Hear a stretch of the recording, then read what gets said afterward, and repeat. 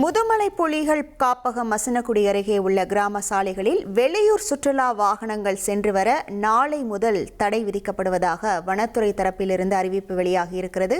விவரங்களோடு இணைகிறார் நமது செய்தியாளர் வில்லியம். வணக்கம் வில்லியம், இந்த வனத்துறை அறிவிப்பு தொடர்பான முழு விவரங்கள். வணக்கம்.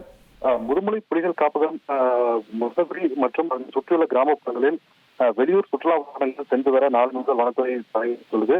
குறிப்பா பார்த்தோம்னா முதுமலை புலிகள் காப்பகத்துல மசனகுடி, சிங்காரா, மாயார், பொக்காபுரம் அந்த மாதிரி சாலைகள் நிறைய இருக்கு. இந்த சாலைகள் பார்த்தீங்கன்னா நாள்தோறும் வனவிலங்குகள் அதிகமா நடமாடுறதுனால சுற்றுலா பயணிகள் அடிக்கடி இந்த சாலை வழியா பயணிச்சுட்டு வராங்க.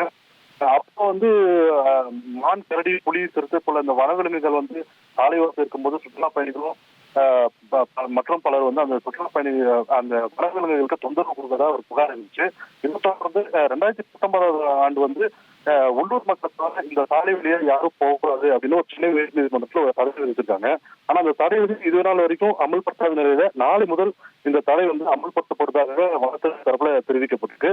குறிப்பா பார்த்தோம்னா மசனகுடி, சிங்காரா, மசனகுடி, மாயார் மற்றும் பொக்காபுரம், விபூதிமலை சாலையில இந்த தடையை வனத்துறை அறிவிச்சிருக்காங்க. இந்த வனத்துறை தரப்புல ஒரு அறிவிப்பு என்ன வெளியிட்டிருக்காங்கன்னா, வனத்துறை அங்கீகரிக்கப்பட்ட உள்ளூர் ஜீப்ல சுற்றுலா பயணிகள் செல்லலாம், ஆனா சுற்றுலா பயணிகள் தங்களுடைய வாகனங்கள்ல இந்த வழியில செல்லக்கூடாதுன்னு ஒரு அறிவிப்பு வெளியிட்டிருக்காங்க. அதே போல உள்ளூர் மக்கள் சென்று வர எந்த தடையும் இல்லைன்னு வனத்துறை சார்பில் தெரிவிக்கப்பட்டிருக்கு. விவரங்களுக்கு நன்றி வில்லியம். இனி செல்லும் இடமெல்லாம் செய்தி.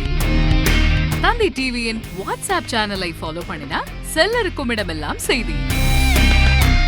இதோ QR கோட் இப்பவே ஸ்கேன் பண்ணுங்க, ஃபாலோ பண்ணுங்க.